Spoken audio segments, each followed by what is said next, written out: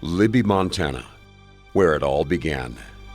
I see some enterprising, community-minded shareholders that came together to put their money on the line to serve the Libby community because it was growing at that time, and it was in great need of a solid bank where customers could trust that their money would be safe and be deployed wisely into the community. As we reflect on our centennial, we are reminded of how we got here. Well, you know, I really think that the bank has been an integral part of the community for all those years. Hard work, dedication, and most importantly, serving our community. I think it's been a commitment to serve the community as a community bank and to offer investment opportunities for the local people. In 1913, First State Bank of Libby opened for business. So First State Bank was founded in 1913 and continued. It made it through the Depression. It became a national bank in the 60s. Fire damaged the building in the past, but our spirit always perseveres. Yeah, the big fire that occurred then was First National Bank occurred in this building. We were a one-story building, and the fire started in the drive-up window.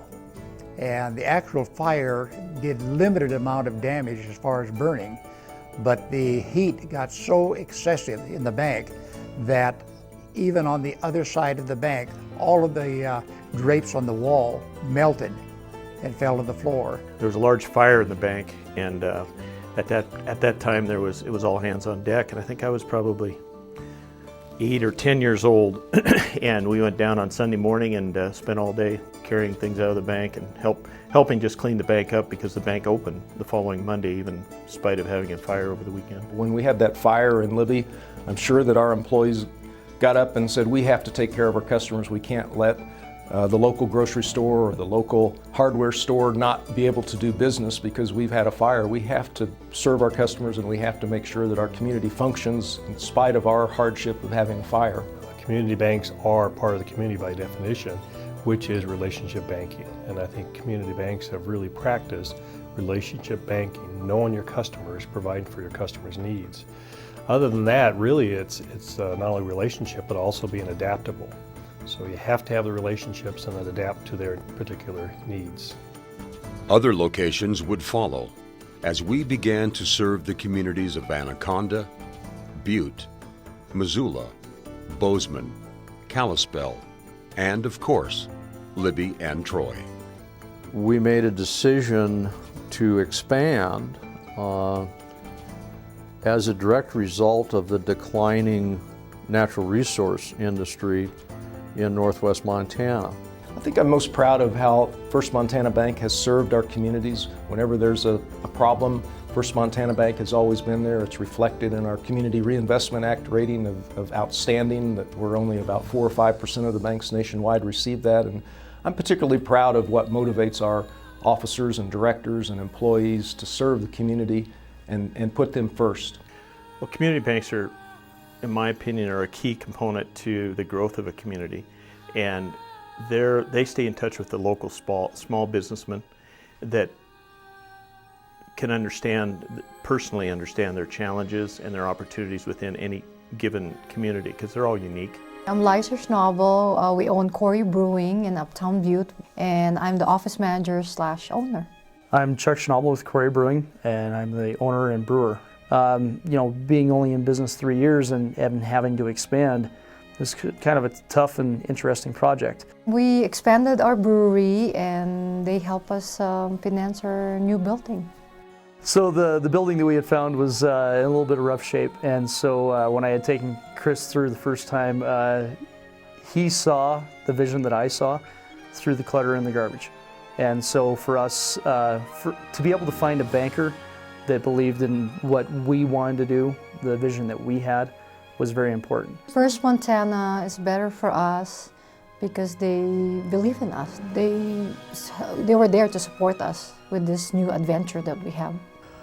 Well, I think it gives us a real sense of accomplishment to see business move in that we've been able to help establish themselves, and to provide that type of, whatever the type of business is, to provide that type of business to the community, or maybe to retain that business in the community. As a businessman, as a consumer, First Montana Bank was a much better choice for us than the other alternatives out there. They reached out to me. They seemed like they were trying to earn my business rather than have me prove that I'm worthy of their business. First Montana has always been that perfect partner for me. They are warm and welcoming. They are supportive. And there was always help for the community, and I just think that you always felt that that was just part of the community, and they were an integral part of helping everybody get along and do the right things for the community.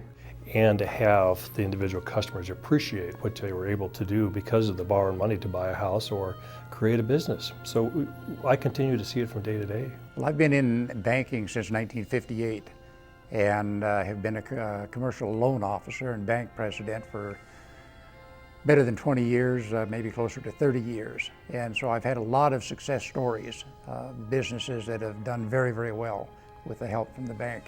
But by far, the Rocky Mountain Elk Foundation has been the biggest success story that I've ever been involved in. Charlie Decker, lifelong Libby resident, born and raised here, one of 4 people that started the Rocky Mountain Elk Foundation in 1984. I'm a logger by profession and a real good hunter. There's something special about the elk. I think a bull elk is the most magnificent creature on the face of the earth. I really feel the Elk Foundation was meant to happen, but there was a lot of heartache, sweat, and tears and prayer went into the start of this outfit. When you got a poor old logger and a broken down real estate guy and a preacher and a guy that runs a little hamburger joint and no money, you need a friendly banker. There's 4 or 5 individuals and the bank in Wayne can take a lot of credit for where this organization is today. Without their help, we wouldn't be here. I think it's amazing that a small community bank has survived 100 years through the Great Depression, through the Great Recession, through hyperinflation and all of the expansions and changes that have taken place in our economy. And yet we've been able to keep our eye on serving our customers and our community. And by keeping that focus, we've been able to do extremely well for our shareholders as well as our customers. Today, First Montana Bank remembers our roots and looks towards the future.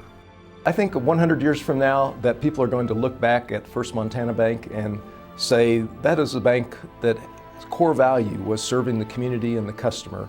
And I think who knows what's going to happen to the technology 100 years from now, but I think that core value is something that can endure another 100 years, that as long as people are forming communities and as long as there are problems that need to be solved, that where a financial person needs to be at the table, then someone from First Montana Bank is going to be there 100 years carrying on that same core value that we share today and we share with our founders 100 years ago. We have continued to serve our communities since 1913 as a better community-focused bank. Better for our communities, better for business, and better because of you.